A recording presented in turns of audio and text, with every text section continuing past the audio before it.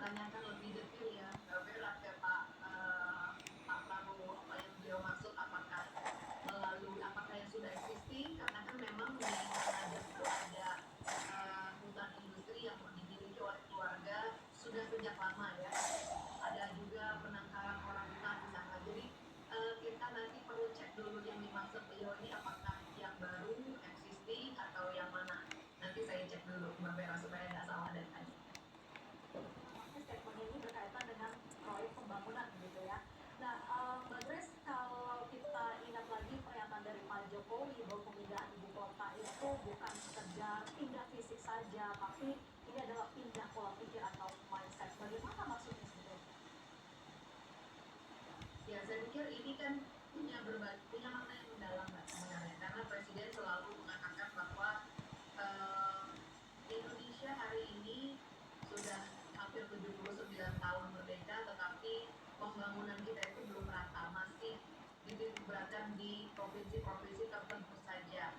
Dan nantinya dengan ibu kota negara ada di tengah-tengah, ini menjadi sebuah statement politik atau sebuah keberpihakan bahwa nanti pembangunan itu akan lebih merata, tidak hanya ada di pulau-pulau atau di provinsi tertentu saja. Selain daripada itu, kalau kita jalan-jalan ke keliling Indonesia, mungkin kota-kota atau kabupaten yang kita lewati tidak terlalu banyak berbeda satu dengan lainnya. Ada kesamaan apa ya? Ada kesamaan tata lokasi begitu ya. Tidak banyak ada blueprint yang menuju ke kota masa depan. Mungkin karena memang tidak ada di dalam bayangannya para pengelola daerah yang bersangkutan. Tetapi nanti kota yang masa depan itulah yang akan dibuat oleh IKN, kota yang ramah lingkungan, kota yang orang bisa bekerja dari mana saja menjangkau wifi, kota yang bersahabat dengan alam sekitarnya, yang sehat untuk alam, juga sehat untuk yang menghuni gitu ya. Jadi ini juga menjadi sebuah benchmark baru buat kepala-kepala daerah nanti ke depan membangun kota masa depan itu seperti kurang lebih yang di IKN, agar mereka kemudian juga bisa merasakan ini tempat masing-masing, bagaimana membangun kota yang lebih baik, lebih meningkatkan kualitas hidup penduduknya misalnya, antara lain itu. Jadi banyak hal yang dimaksudkan oleh Pak Jokowi, tidak hanya sekedar berubah kita menjadi lebih Indonesia sentris, tapi juga bagaimana cara kita mengelola suatu daerah yang tergantung dari kepala daerah masing-masing kan. Itu juga diharapkan akan berubah menuju standar masa depan yang tidak hanya membangun dan merusak, tapi juga membangun kota, membangun manusia. Oke, perpindahan topik yang diharapkan ya. Terima kasih Mbak Grace Analis sudah bergabung bersama kami di Prime News Solo. Bersama saja kami akan kembali di antara informasi yang Anda akan mundur, lalu siapa yang akan ambil alih kepemimpinan di Golkar. Kami hadirkan bersama.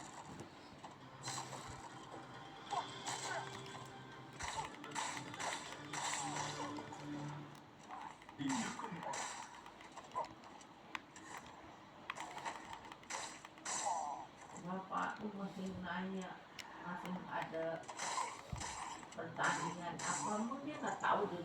Udah itu sih apa Ben? Ya mana ada. Nah ini dia nih nanti nih udah dilihatin cuplikan Garuda Pen. Iya Paralimpik.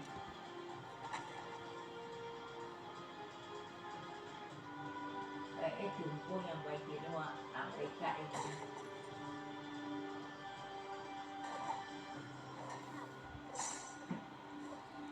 Tuh Paralimpik game tuh Pin.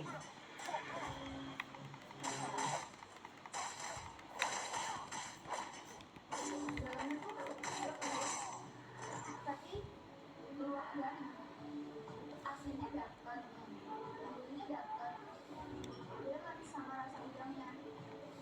Walaupun udangnya kecil dan nggak terlalu berasa, tapi tetap ada udangnya. Jadi nuggetnya ini udang utuh. Nah kalau aku nih, itu kayak ini nggak tahu udangnya,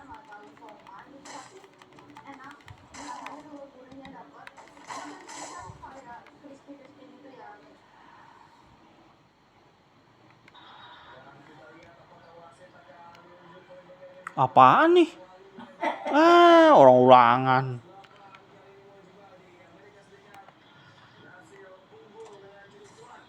Ya pasti Amerika. Ya, lagi.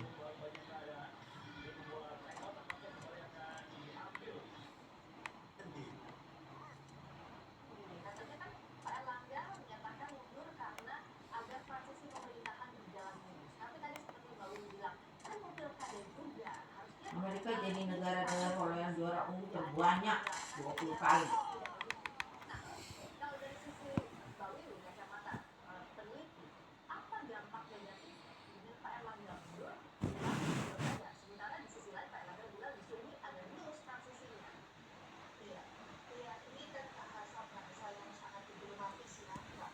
Menurut saya, bahasa-bahasa politis diplomatis gitu ya, agar tidak menimbulkan katakan gitu ya, bahwa mundurnya itu justru menimbulkan nanti silang sengkarut atau perdebatan yang harus diberikan gitu. Nah, satu sisi bagus gitu, tapi bagaimanapun Ini makanan lu ya?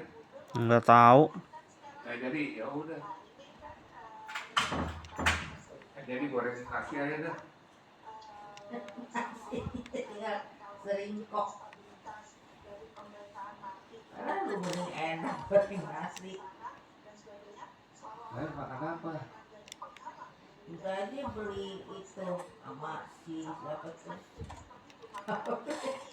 Itu. Bukan. Apa tuh yang jual nasi goreng bihun goreng? Nggak mau. Kenapa Pak? Nggak mau. Kenapa nggak Mau mau? jual lagi? Jual lali. Nggak. Jual lali sih rame ya. Nggak mau gua. Beli apa ya? Tapi ojol lali yang di Taman Ratu tuh yang bagus.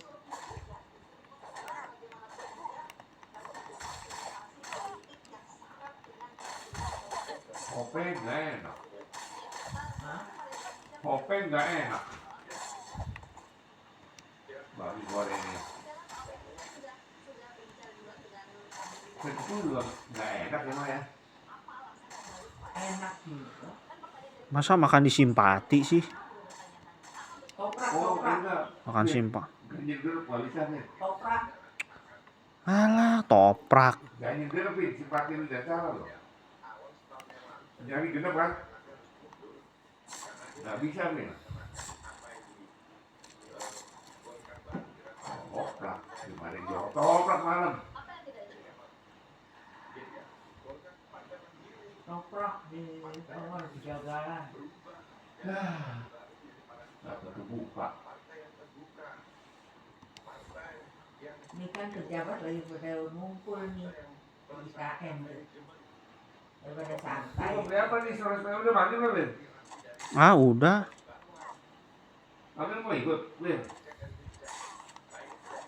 Kamu mau cici lu mana? Daripada santai tuh. Tapi kamu mana tuh? Waduh, lagi dipakai nih. Lagi lu pakai? Heeh. Kenapa lu pakai? Ntar aja. HP lu lagi dicas? Iya. Daripada santai tuh. Kapolri segala. Enak ya? Heeh. Nelpon. Aduh. Mana nggak enak duit udah pada banyak semua. Enggak kok. Pengusaha dekat sama dia semua.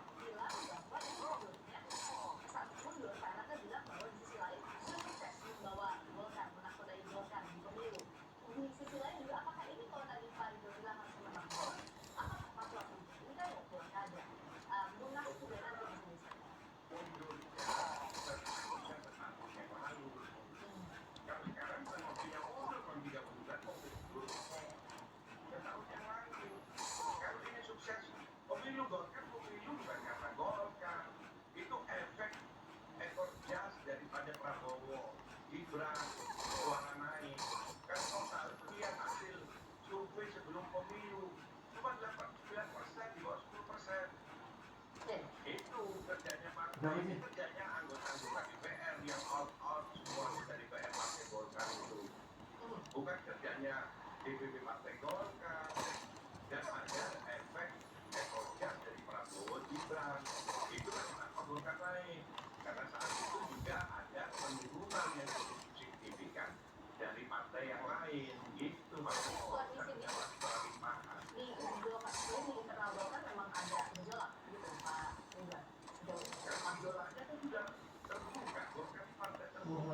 ngumpul ke masuk.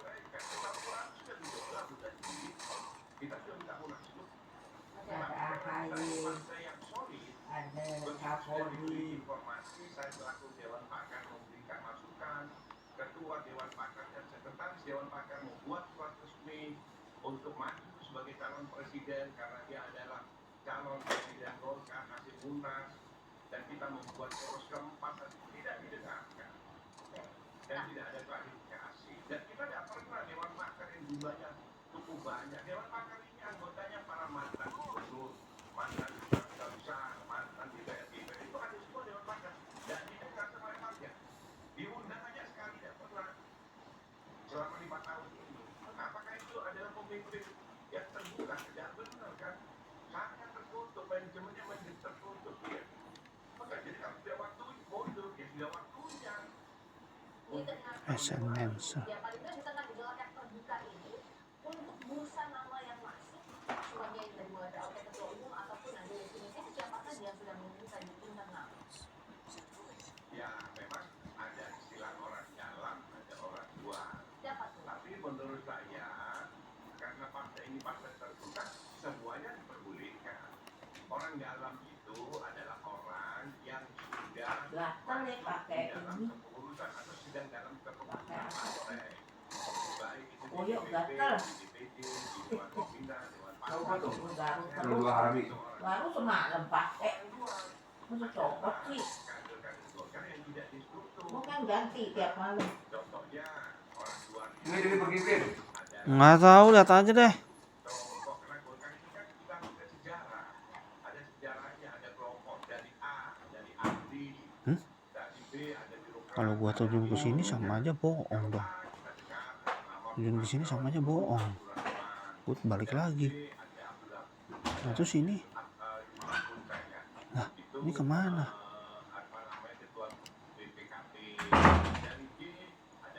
Nah kita turun. Tapi semua itu adalah kader Golkar. Orang dalamnya ada namanya Bambang Susatyo, ada Agus Gumiwang. Nah itu adalah orang dalam yang ada di struktur. Nah, atau mungkin ada lagi nanti yang dalam struktur yang maju. Jadi buat saya itu tidak masalah. Yang terpenting dia memenuhi syarat PDLT. Itu adalah syarat dari Golkar. P-nya itu orang yang berprestasi. Yang kedua, D-nya orang yang berdedikasi. L-nya dia orang yang loyal, dan D orang yang tidak tercela. Selama dia memenuhi PDLT itu silahkan. Nah kalau Mbak Wiwi lihatnya dari nama-nama orang dalam dan orang luar tadi yang diklasifikasikan oleh Ali Bradisha, itu bagaimana membaca pemetaannya, termasuk juga bagaimana membaca peluang? Iya, Golkar ini partai lama, partai yang didukung oleh para teknokrat, gitu ya, kader-kadernya oke, bagus-bagus SDM-nya, dia masih ya. Ya, Prof. Prof ini sama-sama Jawa Timur. Bagus-bagus. Jadi tentu kalau kadernya banyak seperti ini, kita harapkan ya partai Golkar itu menjadi role model bagaimana agar SDM yang baik tadi itu yang memenuhi kata Mas Ridwan Kamil itu adalah PDLT. Oh ya. Nah, PDLT tadi itu Mobil aku lu siapa malam lu ini nggak mau ya udah, pusing liatnya. masing-masing kader tadi itu. Oke, Aku sih apa adanya aja, ada nggak? Di situ silakan saja mau Mas Erwin Aksa, mau Mas Dodi, Kurnia, Tanjung gitu ya. Terus ada Mas Ridwan Kamil ini juga kader sudah luar biasa. Ya boleh dong. Jadi betul-betul tidak ada tua muda, tinggal saya dengan aliran yang pokoknya muda tidak. Tapi yang PDLT tadi itu oke. maka itu yang dikompetisikan supaya ada fairness. Jangan ujuk-ujuk gitu ya. Ya. Ujuk calon tunggal. Lalu aklamasi. Waduh, buruk banget. The Holder. Jadi kan Kalau Oke. maka nanti partai Golkar ini akan menuai kapan senyap, kapan benar-benar. oke, Mbak Wiwi, jadi kan tadi dikompetisikan dari PDLT jadi itu tadi ya. Tapi adakah satu unsur lainnya Ush. kebijakan pemerintah Presiden Jokowi. Kenapa saya tanyakan ini? Karena dalam sejarahnya Partai Golkar ini kan selalu ada di sisinya pemerintah. Bagaimana menjawab ini? Apakah iya fakta dari semua juga jadi hal yang sama? Jadi ini Mbak, tidak masalah peristiwa. Ini adalah doktrinnya Partai Golkar. Sejak sektor Golkar sampai Partai Golkar. Di dalam agenda Partai Golkar, sejak program zaman yang lalu, Oh. itu ada namanya doktrin yang Ush. Udah. raja atau doktrin Lu pakai? setiap kader Golkar harus Udah dipakai, Bin? bekerja sesuai HP Papi? visinya masing-masing dengan Iya. Mana HP Tonton. Papi? membela pemerintah menjadi Pakai buat apa sih?